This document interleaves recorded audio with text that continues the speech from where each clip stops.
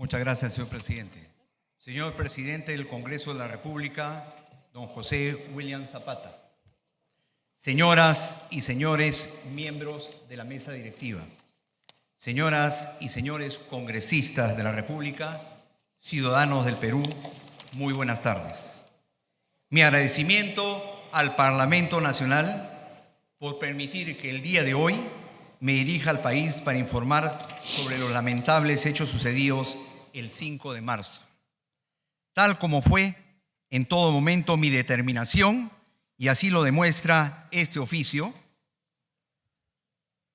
número 179, que cursé a la Comisión de Defensa apenas al día siguiente, 6 de marzo, solicitando ser citado para dar cuenta sobre la irreparable pérdida de 6 valerosos integrantes del servicio militar, hijos del pueblo, hijos de Puno e hijos de nuestro glorioso Ejército del Perú. Quisiera expresar nuevamente el dolor y la consternación que nos causó y nos sigue causando el fallecimiento de nuestros soldados, cuyas circunstancias fueron inmediatamente puestas en conocimiento del país a través de un detallado comunicado del Comando Conjunto de las Fuerzas Armadas difundido el mismo día de estos luctuosos hechos. Antes de dar inicio a dar respuesta a los pliegos interpelatorios presentados por las señoras y señores congresistas, quisiera solicitar unos minutos para dar a conocer hace poco más de 100 días el inicio de mi gestión, en el cual encontramos un ministerio con gravísimas deficiencias en la gestión, mala selección de personal y nula capacidad de inversión. Encontramos, por ejemplo, más de 50.000 pedidos de información no atendidos. Hoy puedo afirmar que en solo 3 meses de gestión, estos documentos han sido resueltos en un 90% y continuaremos hasta su absolución total. Nos encontramos también con el hecho de que no se contaba con recursos para el pago de la planilla de nuestros pensionistas del Montepío. Por ello, inmediatamente realizamos las gestiones ante el Ministerio de Economía y Finanzas y en un plazo no mayor de 72 horas logramos el otorgamiento de las partidas para cumplir con aquellos que han dado todo por la patria, así como sus viudas y con nuestros valerosos soldados discapacitados. Corregimos también el error del gobierno anterior en el incremento de la ración alimentaria del personal militar de 8 a 12 soles, el cual, aunque parezca increíble, no contaba con el financiamiento correspondiente. Nuevamente, gestionamos ante el Ministerio de Economía la transferencia de las partidas que aseguraron hoy día estar en poder de los institutos y una adecuada alimentación para nuestro personal a nivel nacional. Entre las funciones específicas asignadas al Ministerio de Defensa, aprobadas en el Decreto Legislativo 1134 del 10 de diciembre de 2012, se encuentra la de establecer lineamientos educativos de las Fuerzas Armadas, órganos académicos y organismos públicos adscritos, así como desarrollar programas de educación conjunta y otros de preparación para la defensa y el desarrollo. Esta responsabilidad recae en la Dirección General de Educación y Doctrina, la misma que tiene como función la de proponer, dirigir, implementar, supervisar y evaluar la política educativa del sector defensa. Y son las instituciones armadas las encargadas de su implementación y aplicación.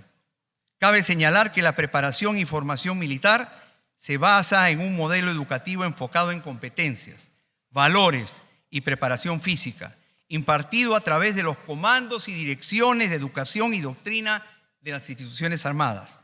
Señor presidente, permítame exponer que además de lo señalado en atención a los nuevos retos en el campo educativo, el sector defensa este año ha emitido la resolución ministerial 0139-2023 del 13 de febrero, que aprueba la visión del sistema educativo del sector defensa, políticas y objetivos estratégicos en materia educativa para el periodo 2025. Este instrumento permitirá continuar administrando una educación de más alta calidad, perfectamente integrada y adecuada al sistema educativo nacional, con el propósito de formar ciudadanos al servicio del Estado, que garanticen la seguridad y defensa nacional y contribuyan con el desarrollo sostenible del país. Siguiente pregunta. Pregunta número 2. Para que diga usted, ¿al personal militar se les entrena en natación? La preparación de natación comprende nadar con el peso de las bolsas militares y armamento. Por su intermedio, señor presidente. Ministro. Permítame informar a la representación nacional que en las instituciones armadas, Ejército, Marina y Fuerza Aérea sí desarrollan la preparación y entrenamiento del personal militar en natación, conforme a los sistemas de educación y de acuerdo a sus programas de instrucción de cada una de ellas. Señor presidente, por su intermedio, cabe señalar que en los procesos de selección que realizan las instituciones armadas para el ingreso a las escuelas de formación militar, una de las pruebas de rendimiento físico es la de natación, cuya aprobación es indispensable, conforme a los sistemas de educación y de acuerdo a sus programas de instrucción de cada una de ellas. Señor presidente, por su intermedio, cabe señalar que en los procesos de selección que realizan con respecto a si la preparación del personal militar en natación incluye el peso de bolsas militares, mochilas y armamento, la respuesta es sí, pues el entrenamiento del personal militar comprende la natación de combate, técnica que permite su preparación física y psicológica.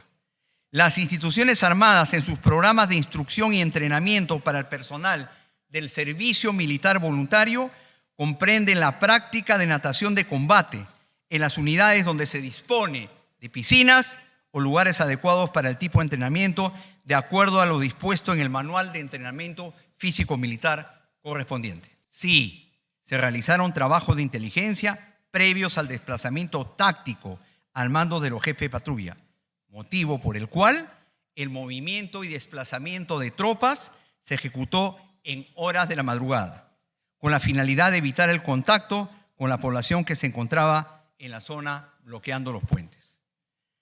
Cabe añadir, señor presidente, que de acuerdo al informe de investigación previa número 001-2023/Comando Operacional del Sur/Inspectoría, aproximadamente a las 08:00 de la mañana, antes de llegar al centro poblado Santiago, las patrullas se encontraron con dos grupos de pobladores de aproximadamente 30 personas, quienes le advirtieron que todas las comunidades tenían conocimiento de su presencia en la zona y los esperarían para detenerlos y, según sus palabras que versan en el informe, ajusticiarlos en la Plaza de Armas. Al llegar al centro poblado de Santiago, 12 kilómetros antes de Juli, pudieron visualizar una cantidad aproximadamente de 400 a 500 pobladores que venían en dirección al personal militar a pie y motos lineales mientras alertaban y reunían a personas de otras comunidades para que se sumen a ellos.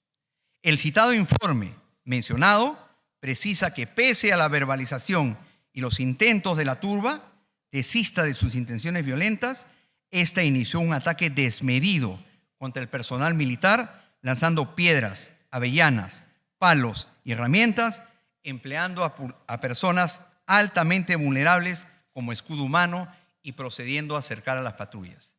Para contrarrestar dicho ataque, se procedió a emplear las armas no letales, escopetas calibre 12 milímetros, gases lacrimógenos, de manera disuasiva, disparando posteriormente al aire, de acuerdo a los procedimientos establecidos. El jefe de patrulla, al ver que seguían siendo atacados, tomó la decisión de retornar al distrito de Ilave.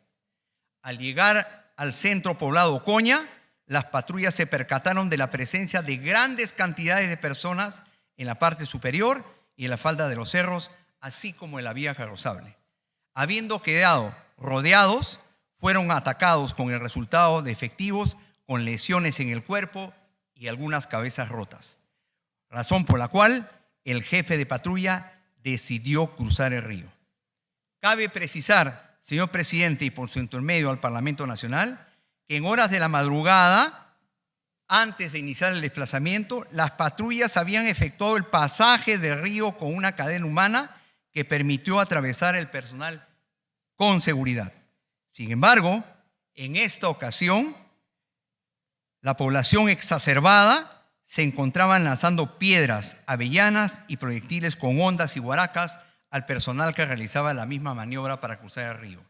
Como lo señala el oficio número 1556-2023, Comando Conjunto de las Fuerzas Armadas.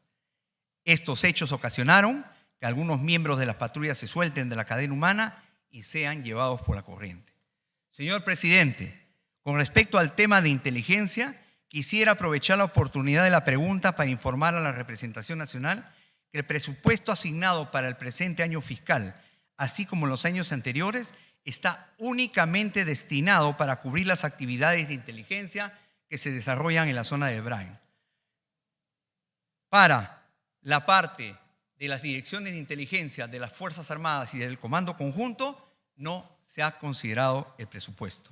Razón por la cual se ha dispuesto la gestión ante el Ministerio de Economía y Finanzas para una demanda adicional que permita contar con recursos y cumplir con las tareas correspondientes en la inteligencia a nivel táctica y operacional de las instituciones armadas, que no han sido, vuelvo a repetir, considerados en el presupuesto del presente año 2023 ni 2022. Siguiente pregunta. Pregunta número 7. Por su intermedio, señor presidente, de acuerdo a las informaciones proporcionadas por el Comando Conjunto de las Fuerzas Armadas, sí existían informes de inteligencia táctica sobre la alta posibilidad de ataques a los cuarteles, por lo que se decidió realizar el desplazamiento táctico en horas de la madrugada, con la finalidad de evitar cualquier confrontación con la población exacerbada, como ya lo he señalado en las preguntas anteriores. Referente a que si las patrullas contaban con armas no letales, la respuesta es sí, ya que contaban con la dotación de lanzagranadas lacrimógenas, escopeta calibre 12 milímetros y equipo de protección personal como cascos, escudos, canilleras, rodilleras y coderas, tal como se menciona en el informe de investigación previa número 001-2023, Comando Operacional del Sur, Inspectoría. Señor presidente, aprovechando la oportunidad, considero pertinente informar al Parlamento Nacional, por su intermedio, que por gestión de la actual administración del Ministerio de Defensa se ha aprobado el Decreto Supremo número 017-2023, que autoriza la transferencia de 233 millones para la adquisición de material de protección del personal, material de seguridad, raciones de campaña, horas de vuelo de acciones militares y de ayuda humanitaria, entre otros conceptos, lo que permitirá la oportuna atención en las acciones de restablecimiento del orden interno encargado al Comando Conjunto de las Fuerzas Armadas, el mismo que se encuentra en la etapa de ejecución. Este equipamiento anti-motín consiste en cascos, escudos, bastones, canilleras, rodilleras y coderas, las cuales no se adquirían desde el año 2017, por lo que actualmente se tiene equipamiento única y exclusivamente para el 20% de la fuerza militar. Siguiente pregunta. Antes quisiera precisar de dar la respuesta que no han sido 7 personas, sino 6. En razón que a la fecha se están realizando las investigaciones de carácter disciplinario, fiscal y administrativo, estas tienen la condición de reservadas, según el artículo 15 de la Ley de Transparencia y Acceso a la Información Pública, así como el artículo 324 del Código Procesal Penal. Lo que sí puedo informar es que al mando de las patrullas estuvo un oficial de grado de capitán. Con respecto a la orden de ingresar al río Ilave, esta es producto de la apreciación de la situación llevada a cabo por los jefes de patrulla. Al encontrarse rodeado y verse atacado por una turba de violentistas, con la finalidad de evitar una mayor conflictividad. Asimismo, cabe mencionar que no existía otro camino para continuar el desplazamiento táctico de regreso hasta el distrito de Ilave sin tener confrontación con la población exacerbada. Ministro. Por su intermedio, señor presidente, a la representación nacional quisiera manifestarle que esta acción se marca en un nivel totalmente táctico. De acuerdo al informe de investigación previa número 001-2023, Comando Operacional del Sur, Inspectoría, es importante mencionar que la orden de cruzar el río no fue a nado. Por el contrario, el jefe de patrulla, mediante una apreciación de la situación táctica y advirtiendo que se encontraban cercados en un recodo del río Ilave, organizó el pasaje de curso de agua y ofranqueo, técnica que habían realizado anteriormente en horas de la madrugada con el mismo personal, sin tener novedad alguna. Sin embargo, mientras realizaban el pasaje de curso de agua para retornar al cuartel de Ilave, los integrantes de la patrulla sufrieron un ataque incesante que ocasionó que el personal se soltara en la cadena humana con las lamentables consecuencias que todos conocemos. Pregunta número 11. Para que diga usted, ¿podría usted reconocer ante la representación nacional y los deudos de los militares fallecidos que el objetivo estratégico militar del Comando Conjunto de las Fuerzas Armadas en Puno fue negligente? ¿O por el contrario, considera que fue el correcto? Ministro. Por su intermedio, señor presidente, quisiera nuevamente precisar que este ha sido un escenario de conflictividad sin precedentes y es la primera vez en la historia del Estado peruano que la Policía Nacional del Perú ha solicitado la intervención de las Fuerzas Armadas para el control del orden interno en el desarrollo de conflictos sociales, porque sus capacidades habían sido sobrepasadas. Por ello, al señalarse los objetivos estratégicos militares que se encuentran en la Directiva para normal la intervención de las Fuerzas Armadas cuando asumen el control del orden interno en otras situaciones de violencia en zonas declaradas en emergencia, aprobada mediante Resolución Ministerial 0118-2023 del 7 de febrero, las cuales son las siguientes: restablecer y mantener el control del orden interno en todo o parte del territorio nacional, lograr la adhesión de la población, proteger, defender y asegurar los activos críticos nacionales, servicios públicos y privados esenciales y recursos claves. En tal sentido, señor presidente, por su intermedio, no se podría reconocer la supuesta negligencia en los hechos suscitados en Puno, porque estos vienen siendo materia de investigación por parte de la Inspectoría del Comando Conjunto de las Fuerzas Armadas y la Fiscalía Provincial Penal Corporativa del Collao Ilave, por denuncia presentada por el Ejército del Perú contra los que resulten responsables por los disturbios, tentativa de homicidio, lesiones graves y otros. Digna representación nacional. El objetivo para la participación de las Fuerzas Armadas en Puno fue el restablecimiento del control del orden interno en dicha región.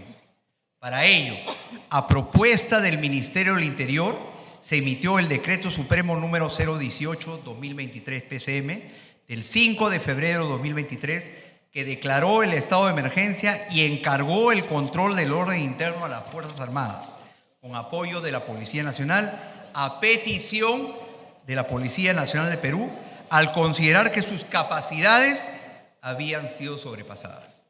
Con respecto a qué directiva sobre el particular se envió al Comando Conjunto, debemos señalar que en el marco del Decreto Legislativo 1095 y su reglamento, y conforme al nivel estratégico militar que le corresponde al Ministerio de Defensa, se ha emitido la Resolución Ministerial 0118-2023 del 7 de febrero de 2023 que aprueba la directiva para normar la intervención de las Fuerzas Armadas cuando asumen el control del orden interno en otras situaciones de violencia, en zonas declaradas en estado de emergencia.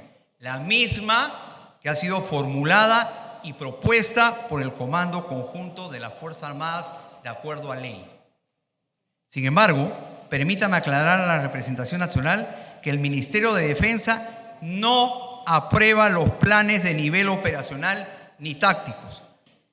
Esta pregunta me permite precisar, en el caso de las patrullas que fueron atacadas por población exacerbada y violenta, la orden que recibieron de sus respectivos comandos proviene de su plan de operaciones.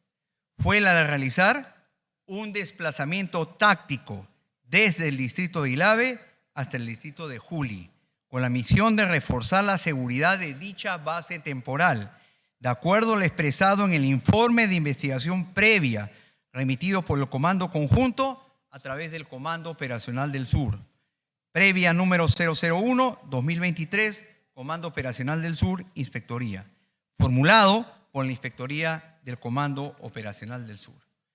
Debemos recordar que el día anterior, 4 de marzo, un grupo de población exacerbada quemó la comisaría de Juli e intentó tomar el hotel donde se encontraba una patrulla, ocasionando destrozos en dicha instalación e hiriendo a 7 efectivos militares que resultaron policontusos y fueron evacuados al Policlínico Manco Cápac en Puno. Por esta razón, y de acuerdo a informaciones del Comando Conjunto, el Comando Unificado de la Región Puno, que fue creado mediante Decreto Supremo 018-2023 PCM y de acuerdo a ley, dispuso al componente terrestre a cargo de las acciones militares en la región que refuerce y fortalezca la seguridad con patrullas provenientes de los distritos de Pomata e Ilave. Señor presidente, por su intermedio, y en respuesta a uno de los extremos de la pregunta de las señoras y señores congresistas, debo de aclarar enfáticamente que desde el sector defensa y bajo ninguna circunstancia se ha dado la orden, disposición verbal o escrita al personal militar de no utilizar sus armas de reglamento, toda vez que eso estaría en contra del cumplimiento del Decreto Legislativo 1095 y su reglamento. Asimismo, ello contravendía las reglas de uso de la fuerza que fueron aprobadas durante mi gestión mediante Resolución Suprema número 013-2023 y que le dan marco legal a las Fuerzas Armadas para hacer uso de sus armas de fuego, en función con el escenario de riesgo que se presente bajo los principios de necesidad, legalidad y proporcionalidad. Por su intermedio, señor presidente, las órdenes se tomaron en cuenta de acuerdo a lo estipulado en el reglamento del Decreto Legislativo 1095. Según el informe de investigación previa remitido por el Comando Conjunto número 001-2023, COS, Inspectoría, formulado por la Inspectoría del Comando Operacional del Sur, durante el desplazamiento táctico, las patrullas fueron hostigadas y atacadas de manera permanente por un espacio de 5 horas. Las patrullas militares agotaron las medidas disuasivas y de verbalización para posteriormente hacer uso de las armas no letales, como granadas lacrimógenas, y luego hacer disparos disuasivos al aire, como advertencia a los atacantes para que depongan sus acciones violentas, a fin de evitar una mayor conflictividad con costos sociales en la población. Siguiente pregunta. Para que informe a la representación nacional si algún miembro de la patrulla ha registrado los hechos en video y si se han identificado a los vándalos que atacaron a la patrulla militar antes que los efectivos decidan cruzar el río Ilave con grave riesgo a su integridad física y que dejó como saldo 6 militares ahogados. Ministro. Por su intermedio, señor presidente, los videos existentes que se han podido recabar, como se indica en el oficio número 1554-2023, emitido por el Comando Conjunto de las Fuerzas Armadas, han sido proporcionados a las autoridades competentes para identificar a los pobladores exacerbados que atacaron a las patrullas. Los integrantes de la patrulla no pudieron reconocer a los individuos que los atacaron, puesto que en algunos casos estaban con el rostro cubierto y empleaban indumentarias que impedían su clara identificación. Se ha brindado toda la información disponible y solicitada a la Policía Nacional del Perú y al Ministerio Público, entidades competentes para tal fin, quienes vienen llevando a cabo las investigaciones para identificar a las personas que agredieron a las patrullas militares durante los 40 kilómetros del desplazamiento táctico y cercaron a las patrullas que se vieron obligadas a realizar el pasaje de curso de agua, donde siguieron siendo atacadas. Siguiente pregunta. Al igual que en el caso anterior, si ya se tenía conocimiento mediante informaciones de inteligencia que se producirían acciones armadas en la zona del Braen, ¿por qué no se extremaron las medidas para evitar hechos lamentables como la muerte de 7 policías el 11 de febrero del 2023? Para que responda, ministro. Por su intermedio, señora Presidente, me dirijo a la representación nacional a fin de precisar que el contenido de la pregunta está referido a los hechos lamentables por la muerte de 7 policías como consecuencia de la emboscada ocurrida el 11 de febrero de 2023. Sobre este particular, debo señalar que la misión policial y las actividades policiales efectuadas ese día ya fueron debidamente explicadas por el señor Ministro del Interior en el marco de sus competencias. Sin embargo, debo manifestar que las fuerzas del orden continúan adoptando mayores medidas extremas de seguridad y están en alerta permanente de manera constante para repeler cualquier tipo de accionar narcoterrorista en la zona del Brain. Señor relator, dé lectura a la primera pregunta. Permítame precisar ante la representación nacional que las Fuerzas Armadas cuentan con amparo constitucional para intervenir en materia de orden interno. Tal es así que la Constitución Política del Perú, en su artículo 165, señala que las Fuerzas Armadas asumen el control del orden interno en concordancia con lo dispuesto en el artículo 137 de la citada Carta Magna. Es pues, en ese contexto, fue aprobado el Decreto Supremo número 018-2023, que declaró el estado de emergencia en Puno y se encargó el orden interno a las Fuerzas Armadas con apoyo de la Policía Nacional. Este dispositivo fue aprobado a propuesta del Ministerio del Interior, ya que la capacidad de la Policía Nacional había sido sobrepasada. Con el fin de ser claros y precisos en los términos, no se puede hablar de una intervención militar en Juli. Lo que ocurrió, por información proporcionada por el Comando Conjunto de las Fuerzas Armadas, fue un desplazamiento táctico de Ilave a Juli, el cual se realizó para reforzar la seguridad de la base militar temporal establecida en dicho distrito. Debemos recordar que el día anterior, 4 de marzo, la población exacerbada quemó la comisaría de Juli e intentó tomar el hotel donde se encontraba una patrulla del ejército, ocasionando destrozos en dicha instalación e hiriendo a 7 efectivos militares que resultaron policontusos y fueron evacuados a la ciudad de Puno, al Policlínico Manco Cápac. Sí. Nadie ha querido propiciar el enfrentamiento con la población, ni mucho menos enlutar a nuestro país. Han sido múltiples los llamados formulados desde el Ejecutivo para cesar la violencia y buscar una solución a los problemas que afectan a los más pobres, quienes tienen justas demandas que han sido postergadas injustamente durante varios años. Esa convicción por el diálogo es una muestra inequívoca de que nos encontramos en un gobierno democrático. Siguiente pregunta, relator. Pregunta número 9. Para que diga usted, ¿qué tipo de armas y municiones portaron personal del Ejército en la intervención en la zona de Juli del 4 de marzo del 2023? ¿Quién o quiénes? Mencione a las instituciones y a las personas responsables en cada caso. ¿Determinaron el tipo de armas y municiones a emplearse? Para que responda, ministro. Por su intermedio, señora presidenta, por información del Comando Conjunto de las Fuerzas Armadas, una patrulla es dotada de equipamiento básico de fusiles de asalto, que es el armamento de dotación de las Fuerzas Armadas.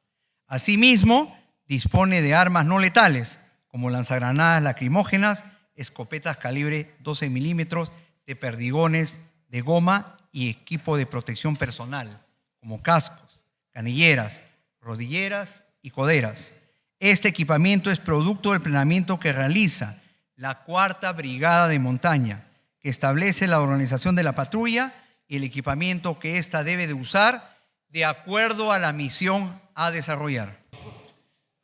Para que diga, ¿considera usted como vándalos o como terroristas a los ciudadanos que se desplazan por la vía pública o de comunicación en ejercicio de su derecho a la protesta?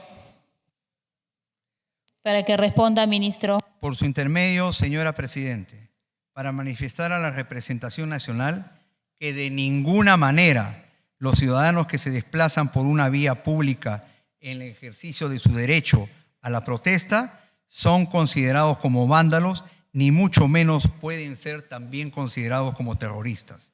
La Constitución garantiza su derecho a protestar.